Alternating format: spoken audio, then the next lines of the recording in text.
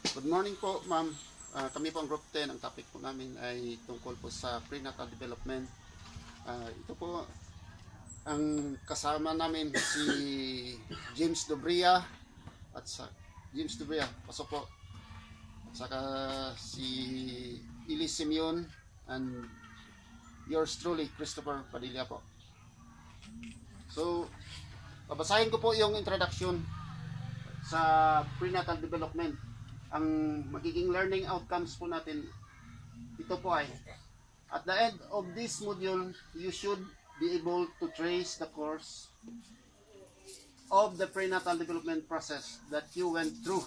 Ibig sabihin po, matitrace po natin kung ano ang prenatal development process that you magiging madaanan. At pangalawa po, explain the most common hazards to prenatal development. Malalaman po natin dito kung ano yung mga hazards, yung ibig sabihin ng hazards, yung mga delikado na pwedeng mangyari sa prenatal development. And then the last one is become more appreciative of the gift of life manifested in an anti-abortion stand. Nabigyan natin halaga yung gift of life, yung binigay sa atin na buhay para sa at saka para po sa anti-abortion stand. Ito po yung introduction niya. Ultra-race is all about development process after birth. Hindi po pinag-uusapan dito ang before birth. Hindi masyado pinag-uusapan. At saka dapat nating malaman dito na yung pagiging kumpleto ng isang tao ay mas magandang malaman mula sa pagkabata hanggang sa pagiging pagkabinata. Meron po tayong the stages of prenatal development. 3 periods of prenatal development. Germinal period, week 1 to 2. The genetic makeup and sex of the body set at this point, about 14 days in length, last from conception to implantation of the zygote in the lining of the uterus. Ibig sabihin po, sa isa o dalawang linggo po, ang genetic ay mabuo siya at ang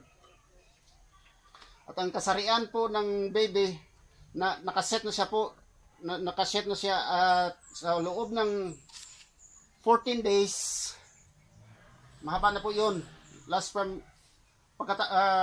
panghuli po sa kanyang paglilihi at hanggang sa kanyang sa implantation of the zygote in the lining of the uterus.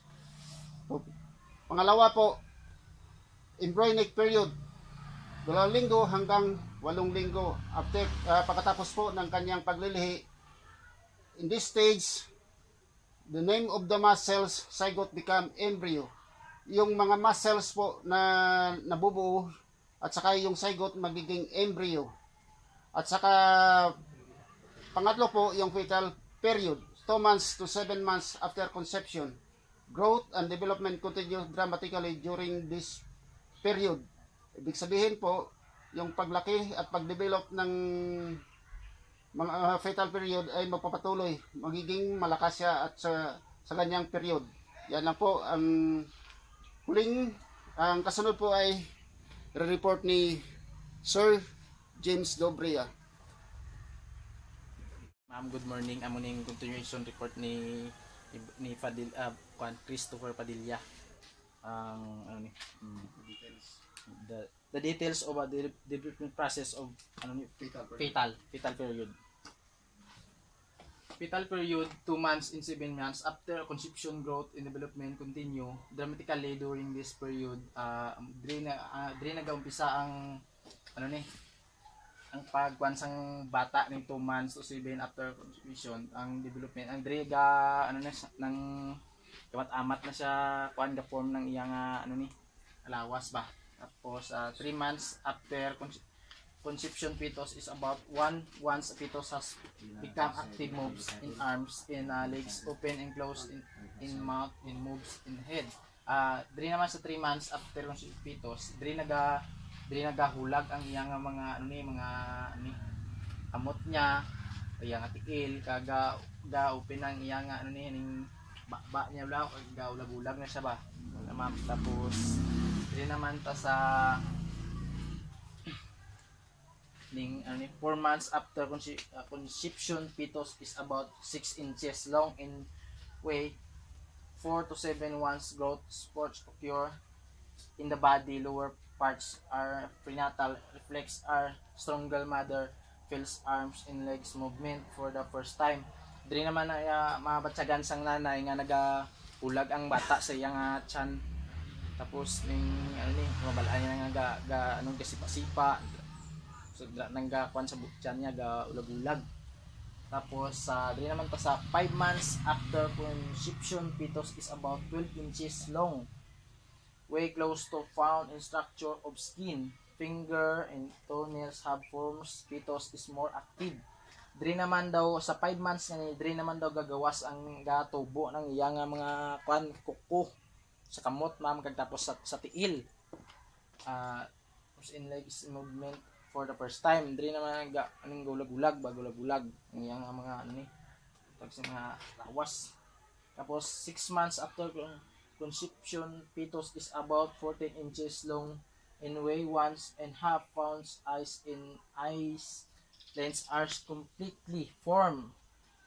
Fine layers of head covers the head. Grasping reflex present irregular movement pure. Tapos diri naman sa 7 months after conception, fetus is about 6 inches long and weight 3 pounds.